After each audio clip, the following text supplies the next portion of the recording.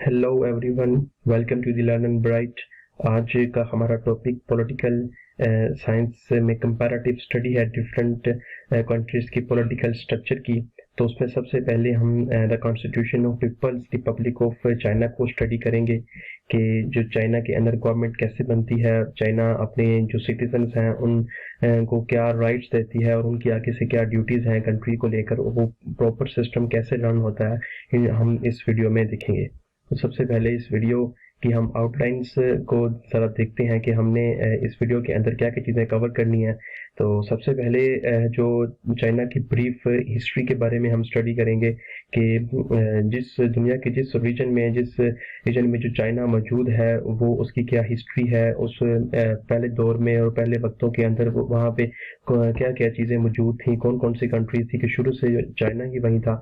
और जब चाइना क्याम आया 1949 के अंदर, तो अब से लेकर करंट प्रेजेंट टाइम तक चाइना के अंदर कितने कॉन्स्टिट्यूशन आ चुके हैं और प्रेजेंट जो कॉन्स्टिट्यूशन चल रहा है वो कैसा है। उसके बाद जो प्रियम्बल है, इसमें जो दिपाचा है कॉन्स्टिट्यूशन का, कि दिपाचे के अंदर जो चीज़ें दी गई हैं चाइना की कॉन्स्टिट्यूशन में, कि जो कॉन्स्टिट्यूशन की आइन की जो हालत बताई गई है कि आइन की खसूसियात क्या हैं। उसके बाद इसके डिफरेंट चैप्टर्स में इसको डिवाइड किया गया, जो कुछ चैप्टर, पहला चैप्टर जो है वो जनरल प्रिंसिपल को डिफाइन करता है, उसके बाद फंडामेंटल राइट्स एंड ड्यूटीज़ को डिफाइन करता है, उसके बाद स्ट्रक्चर ऑफ गवर्नमेंट को जो है वो डिफाइन करता है। तो सबसे आखिर में हम इस कॉन्स्टिट्यूशन को पढ़ने के बाद इसमें अमेंडमेंट देखेंगे कि अब तक इसमें कितनी अमेंडमेंट्स हो चुकी हैं, कि कितने दफ़ा इसको अमेंड किया जा चुका है। तो सबसे पहले हम इसकी जो हिस्ट्री है उसको पढ़ने की कोशिश करते हैं। हिस्ट्री के अंदर हम सबसे पहले चाइना की ज्योग्राफी चेक करते हैं कि चाइना किस जगह मौजूद है।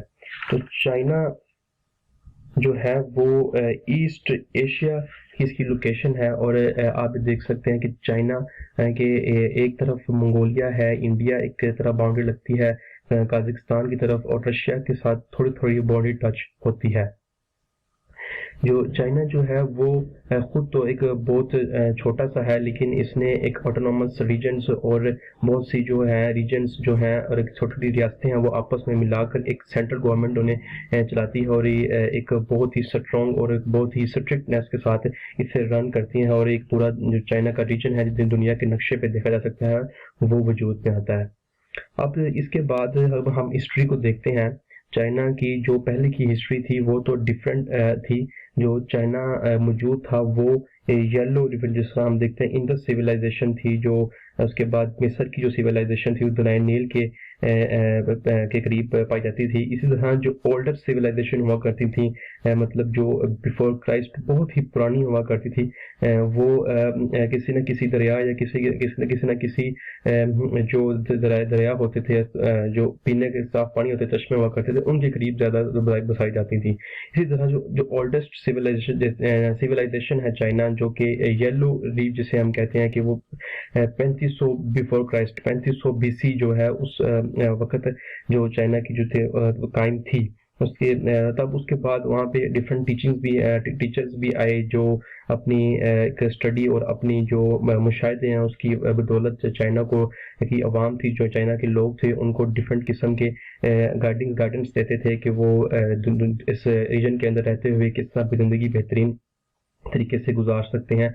उनमें एक कन्फ्यूशियस एक था जिसका बहुत इन्फ्लुएंस था उस वक्त ओल्डेस्ट सिविलाइजेशन चाइना की थी उस पर जो कि कहते हैं कि 500 बीसी पहले आया था।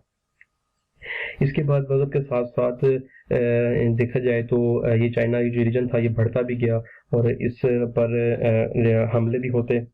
हमले भी होते गए।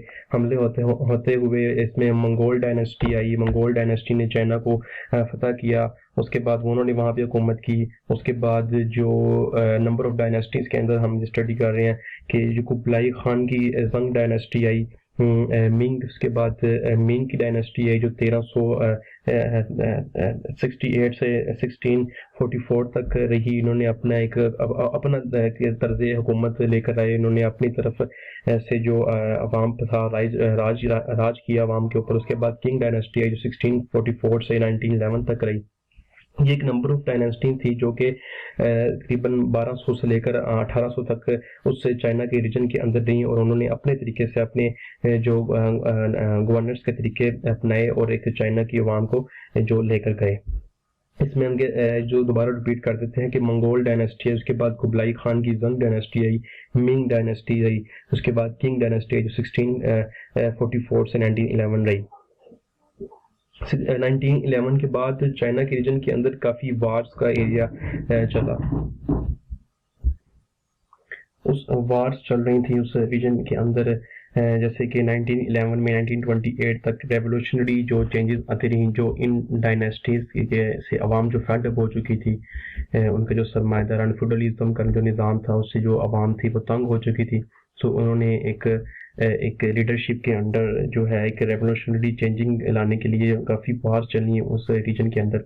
उसमें जो तब तक की जो मशहूर आइडियोलॉजीज थी वो मुआवतन की थी, मार्क्सिज्म और लेनिनिज्म जो है ये अभी भी जो चाइना की जो गवर्नमेंट है इसे फॉलो करती हैं। ये बेसिकली एक आइडियोलॉजी थी कि जो गवर्नमेंट है, जो स्टेट है वो पीपल्स की, आम लोगों की होगी।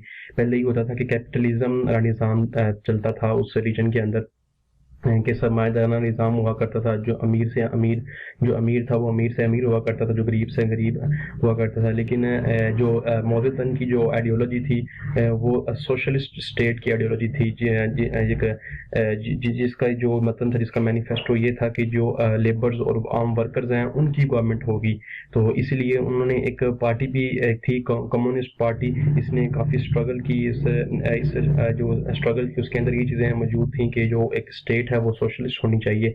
सोशलिस्ट स्टेट की काफ़ी स्ट्रगल के बाद 1949 में आखिरकार जो चाइना था वो अपने रीजन में एज सोशलिस्ट स्टेट निकल कर उभरा।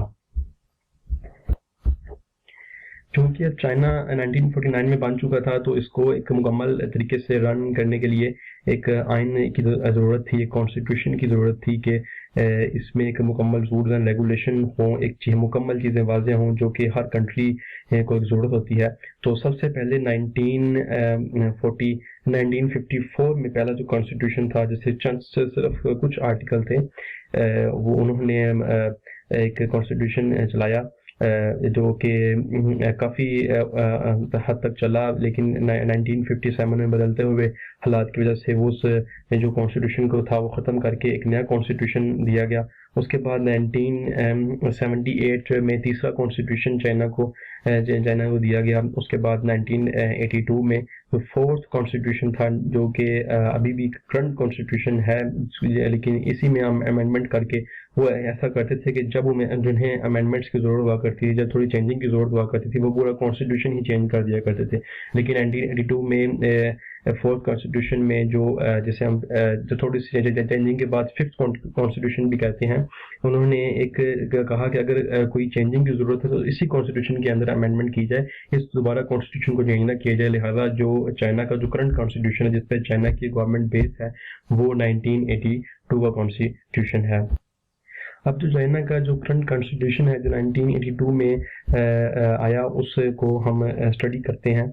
उसमें जो प्रीएम्बल था वो शायद यहाँ पे स्किप हो गया, लेकिन हम इसे रिपीट कर देते हैं कि जो प्रीएम्बल के अंदर कहते हैं चीज़ें लिखी गई थी वो ये थी कि जो चाइना होगा वो एक सोशलिस्ट स्टेट होगा, वहाँ पे लोगों की गवर्नमेंट होगी।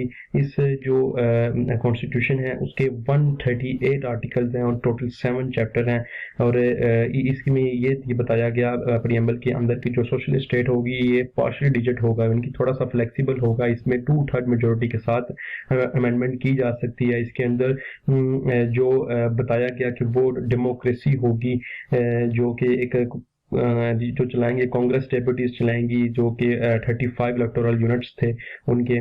उसके बाद जो कहते हैं गवर्नमेंट की सूरत हाल होगी वो यूनिटरी होगी, मतलब सेंट्रल गवर्नमेंट पूरे मुल्क को जो है वो रन करेगी, जैसे कि पाकिस्तान में होता है, वहाँ पे वो फेडरल है, यहाँ पे जो प्रोविंसेस और जो सेंट्रल है उसके अपने अपने इख्तियारात देकर अलग किया हुआ है। लेकिन चाइना के अंदर ऐसा नहीं है। चाइना के अंदर यूनिटरी गवर्नमेंट है, सिंगल गवर्नमेंट है, यानी एक ही सेंटर के नीचे आती है, यूनिकैमरल है, सिंगल हाउस है, सिंगल पार्टी सिस्टम है चाइना के अंदर। उसके बाद सेल्फ रिलायंस होगी, ओपन बॉर्डरिंग जो होगी वो काफ़ी हद तक नहीं थी, लेकिन 1978 के बाद जो फॉरेन रिलेशन थे जो चाइना ने बिल्ड अप करने की कोशिश की। पहले चाइना सिर्फ अपने काम से काम रखने की कोशिश करता था, लेकिन जब उन्हें हालात के नज़ाकत से वाकिफ हुए वो, तो उन्होंने फॉरेन रिलेशन को बिल्ड करने की स्ट्रेटजीज और पॉलिसीज बनाई और उसमें अमेंडमेंट भी की। कम्युनिस्ट पार्टी होगी, मैं बता चुका हूँ, सोशलिस्ट स्टेट होगी चाइना के अंदर। जो स्टेट होगी वो लोगों का स्टेट होगी और लोगों की गवर्नमेंट होगी, लोग ही इलेक्ट करेंगे। और एक जो पार्लियामेंट्री होगा, इसके अंदर प्रॉपर एक कॉन्स्टिट्यूशन जो होगा वो लोगों का होगा, जिसे हम कहते हैं कि इसे the constitution of people's republic of China. अब इसके बाद जो उसका सबसे पहला चैप्टर है वो जनरल प्रिंसिपल्स का है। जनरल प्रिंसिपल्स के अंदर आर्टिकल 1 to 32 जो 1 से लेकर 32 तक जो आर्टिकल हैं वो जनरल प्रिंसिपल्स को डिफाइन करते हैं कि जो जैसे कि बताया कि पहला आर्टिकल जैसे कि सोशलिस्ट स्टेट होगी चाइना, उसमें जो सोवरेनिटी होगी वो लोगों की होगी। उसके बाद डेमोक्रेटिक सेंट्रलिज्म होगा, नेशनलिटीज जो होंगी, हर एक सिटीजन की अपनी एक नेशनलिटी दी जाएगी और उसे छीनी नहीं जाएगी बिना किसी वजह के। उसमें जो लीगल सिस्टम होगा वो भी सोशलिस्ट होगा।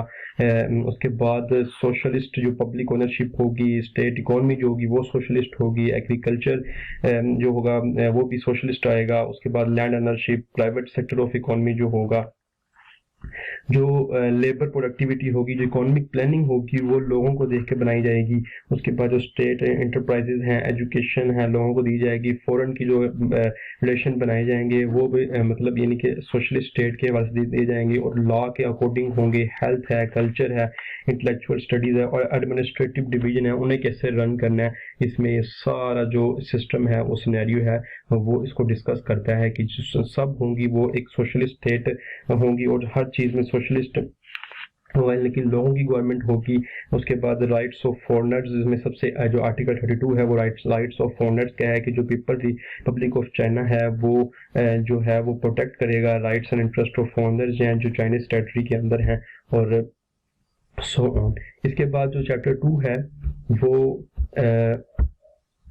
फंडामेंटल राइट्स एंड ड्यूटीज को डिस्कस करता है, जो कि आर्टिकल 33 से आर्टिकल 56 तक हैं। इसके अंदर जो हैं वो एक फंडामेंटल राइट्स बताए गए हैं वहाँ के, और उसके बाद जो वहाँ की जो पब्लिक है उसकी ड्यूटीज बताई गई कि उनके ऊपर उनकी क्या ड्यूटीज हैं, वो स्टेट को कैसे रन करते हैं। इसके अंदर सिटीजनशिप आ जाता है कि जो स्टेट है वो सिटीजनशिप देगी, इलेक्टोरल राइट्स देगी, उसके बाद रिलीजियंस की आज़ादी देगी, पर्सनल फ्रीडम देगी, पर्सनल डिग्निटी देगी, घर एक जगह खरीदने की पर्सनल वो देगी, वर्क करने की देगी, जो वर्क करते हैं उनका एक प्रॉपर टाइम डिस्कस होगा कि इतना 8 घंटे काम करेंगे। रिटायरमेंट के बाद उनकी जो खर्चे हैं मर्चे हैं जितनी चीज़ें हैं सारी वो स्टेट देखेगी, सिक्योरिटी उन्हें फराम करेगी, एजुकेशन के मौके फराम करेगी, जेंडर इक्वलिटी देगी। नेशनल अब्रॉड जो चाइना के अंदर जो पूरी दुनिया में चाइनीज हैं उनका इंटरेस्ट देखेगी, उन्हें उनके जो फंडामेंटल राइट्स हैं उन्हें करेगी। उसके बाद जो अवाम है वह करेगी, वो इंटरेस्ट ऑफ स्टेट देखेगी, यूनिटी रखेगी, जो कॉन्स्टिट्यूशन है उसके साथ ओबीडियंस हमेशा रखेगी, इंटेग्रिटी ऑफ मदरलैंड को बरकरार रखेगी, जो डिफेंस है वो भर्ती होंगे और ताकि अपनी जो मुल्क की टेरिटरी है उसको डिफेंड कर सके। टैक्स देगी अवाम ताकि जो मुल्क का निज़ाम है, गवर्नमेंट का निज़ाम है वो चल सके।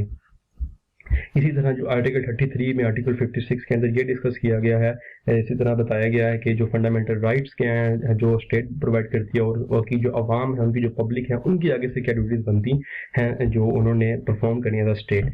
अब इसके बाद जो चैप्टर 3 है वो गवर्नमेंट के स्ट्रक्चर के बारे में है कि जो गवर्नमेंट का स्ट्रक्चर होगा वो कैसा होगा, गवर्नमेंट्स में किसके पास गवर्नमेंट कैसे बनाई जाएगी, कैसे जो डिप्यूटीज हैं वो इलेक्ट होंगी, कैसे वो आएंगे, स्टेट काउंसिल क्या है, नेशनल पीपल कांग्रेस क्या है, परमानेंट स्टैंडिंग कमेटी उसके अंदर क्या है, प्रेसिडेंट ऑफ चाइना के पास क्या इख्तियारात हैं, उसके बाद लोकल गवर्नमेंट कैसे चलती है। सबसे पहले तो हम स्टेट काउंसिल को देखें तो स्टेट काउंसिल जो है वो हेड ऑफ द गवर्नमेंट है, हेड ऑफ द गवर्नमेंट है। एक यानी कि ये एक ऐसी एक जैसे हम कहते हैं कि एक कैबिनेट है जो एक करीम जो मुल्क की जो करीम इख्तियारात के लिहाज से उन्हें मिलकर बनाई गई है, जिसमें सबसे पहले जो है वो प्राइम मिनिस्टर हैं, वाइस प्राइम मिनिस्टर हैं, स्टेट काउंसिल हैं, ऑडिटर जनरल हैं और सिक्योरिटी मिनिस्टर्स हैं, सेक्रेटरी जनरल हैं। मतलब यानी कि जो भी हायर अथॉरिटीज हैं वो उन्होंने मिलकर एक स्टेट काउंसिल बनाई हुई है, जिनकी जो टर्म है वो 5 साल इनकी जो टर्म है। और ये जो अकाउंटेबल है, जो नेशनल पीपल कांग्रेस जो कि एक चाइना की पार्लियामेंट है उसके आगे अकाउंटेबल है। वो इन्हीं जो इसके मेंबर्स हैं वो जवाब से ले सकते हैं कि वो क्या कर रहे हैं क्या नहीं कर रहे। स्टेट काउंसिल एक कह सकते हैं कि एक कैबिनेट है। हायर अथॉरिटीज ने एक कैबिनेट बनाई हुई है हायर लेवल पे, जो मुल्क के सारे निज़ाम को देखती है। ये हेड ऑफ द गवर्नमेंट है। इनकी जो जितनी भी क्रीम्स हैं, जितनी भी जो हायर अथॉरिटीज हैं, prime minister, president, vice president, state council, वो जो हैं इसको रन करते हैं। इसके अंदर पॉलिसीज बनाते हैं डिफरेंट किस्म की।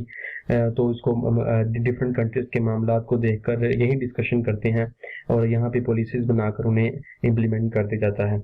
इसमें अगर हम एक पावर्स एंड फंक्शंस की लिहाज से बात करें तो ये एक एग्जीक्यूटिव अथॉरिटी है। ये लेजिस्लेशन करती है, बिल्स पास करती है, बजट प्रिपरेशन करती है, उसके बाद जो स्ट्रेटेजीज बनानी है डेवलपमेंट की वो देखती है, डिप्लोमेटिक फंक्शंस हैं, रिलेशंस हैं, फॉरेन रिलेशंस हैं, उनको देखती है। उसके बाद नेशनल पीपल्स जो कांग्रेस से है वो ये उनकी पार्लियामेंट है। उनकी तकरीबन 3000 के करीब यानी कि 2000 जो एग्जैक्ट है 2009 180 जो हैं 2980 जो इनके मेंबर्स हैं, जो डिफरेंट ऑटोनोमस रीजन्स, डिफरेंट डिप्यूटीज जो के आए हुए हैं। इनके जो नेशनल पीपल कांग्रेस के जो मेंबर्स हैं वो 2980 हैं टोटल।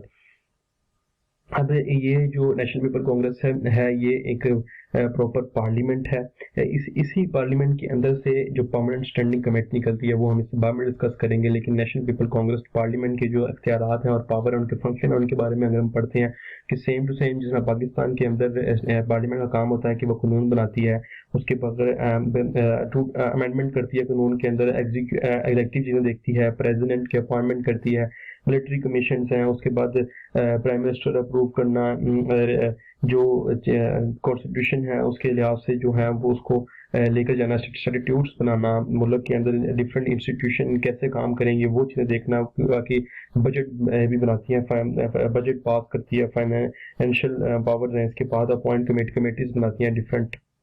मीन्स के ये जो है ये नेशनल पीपल कांग्रेस जो है ये स्टेट का सबसे पावरफुल जो है वो एक पार्लियामेंट है, स्टेट की पावरफुल गवर्नमेंट है, जिसके अंडर स्टेट काउंसिल भी आती है एक तरह से, क्योंकि जो स्टेट काउंसिल है वो अकाउंटेबल नेशनल पीपल कांग्रेस के।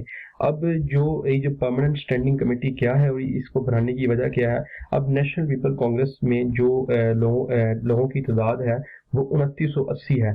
अब एक बिल पास करवाने के लिए 2980 लोगों को तो नहीं उसकी राय ले सकते, लेना बहुत मुश्किल हो जाएगा। तो ये बहुत लंबा प्रोसीजर चला जाएगा प्रोसीजर एक बिल को पास, एक लॉ को पास करवाने के लिए।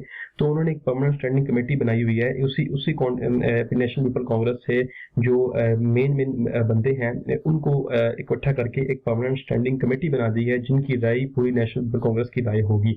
और उसके अंदर भी उनके जो डिफरेंट किस्म के इख्तियारात दे दिए गए हैं।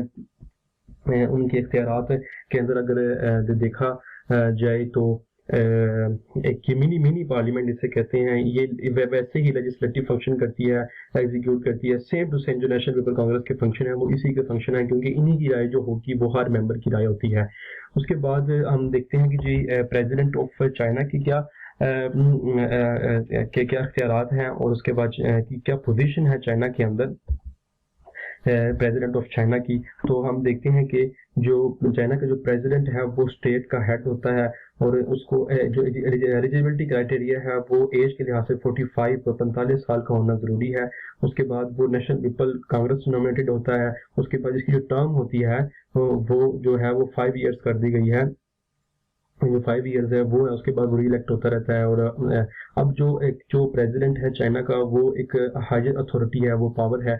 उसके बाद उसके फंक्शन के लिहाज, पावर एंड फंक्शन के लिहाज से देखा जाए तो वो एग्जेक्टिव पावर को देखता है, नॉमिनेटिव प्रीमियर जो जितने भी अपॉइंटमेंट्स करता है कमेटियों की, उसके बाद चीफ की, चेयरमैन्स की, वो सब जो है वो प्रेसिडेंट करता है, उस जो उसको देखता है। लेकिन जो देखा जाए, जो प्रेसिडेंट ऑफ चाइना है वही सारे मामलात को देखता है, और अगर उसने अमेंडमेंट करनी है तो वो खुद कर देता है। लेकिन चाइना के अंदर 2018 में ये चीज़ें चेंज हो गई थी कि अब जो चाइना का जो प्रेसिडेंट है वो जब तक था या जब तक वो मरता नहीं तब तक वो प्रेसिडेंट रहेगा। अब इसके बाद लोकल पीपल गवर्नमेंट की तरफ अगर हम देखें तो लोकल पीपल गवर्नमेंट में जो प्रोविंसेस आती हैं, ऑटोनोमस रीजन्स आते हैं, म्यूनसिपैलिटीज आती हैं, अब वो कैसे चलते हैं, वो इसी तरह यही उसूल को फॉलो करते हुए उन्होंने अपनी जो है एक कांग्रेस, एक कमेटियां बनाई हुई हैं, मतलब उनका प्रॉपर सिस्टम है।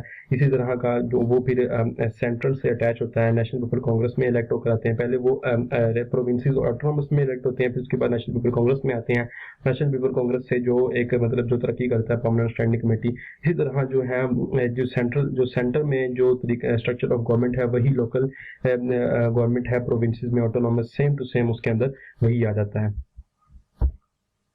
अब इसके बाद अगर हम ये चाइना का कॉन्स्टिट्यूशन अब तक हमने सारा पढ़ लिया है, इसके बाद अगर हम देखें अमेंडमेंट्स जो हैं कितनी दफ़ा हो चुकी हैं। 1982 की कॉन्स्टिट्यूशन ऑफ चाइना के अंदर अब तक 5 अमेंडमेंट्स हो चुकी हैं।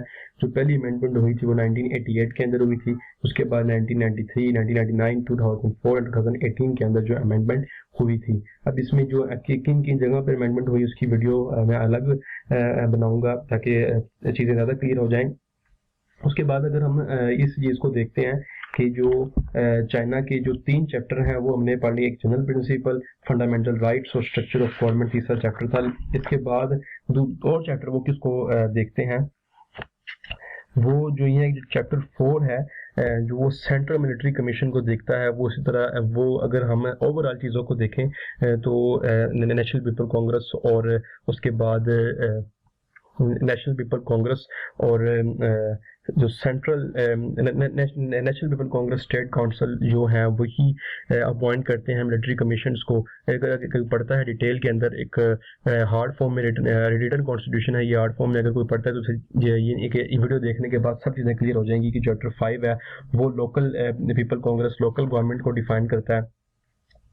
उसके बाद जो चैप्टर 6 है वो अगर देखा जाए तो वो सेल्फ ऑर्गन्स और सेल्फ गवर्नमेंट करता है। और जो 7 चैप्टर है वो पीपल्स कोर्ट को बताता है कि जो पीपल कोर्ट क्या होंगी। वो इसी तरह जो नेशनल पीपल कांग्रेस के फंक्शन के अंदर देखेगा इस वीडियो के बाद अगर वो देखेगा तो वो सेम टू सेम आर्टिकल 1 से आर्टिकल 38 तक में फिर हर चीज़ें क्लियर होती जाएंगी कि कौन कहाँ से लेकर कहाँ आर्टिकल किसको डील कर रहे हैं और किसको डील कर रहे हैं। वो इसे एक अरेंजिंग पैटर्न के अंदर, एक सीक्वेंस वाइज पैटर्न के अंदर स्टडी कर लेगा। तो ये एक चाइना की कॉन्स्टिट्यूशन की एक वीडियो थी जिसके अंदर हमने चाइना का एक कॉन्स्टिट्यूशन का ओवरव्यू किया, एक छोटा सा ओवरव्यू जिसके अंदर हमने कॉन्स्टिट्यूशन को मज़ीद अगर कोई पढ़ना चाहता है तो उसको रिटन फॉर्म में, हार्ड फॉर्म में पढ़े, एक आर्टिकल 1 से लेकर आर्टिकल 138 तक, आर्टिकल 138 तक, ताकि उससे पता चल जाए कि एक स्पेसिफिक पर्टिकुलर आर्टिकल जो है वो किस चीज़ को डील करता है।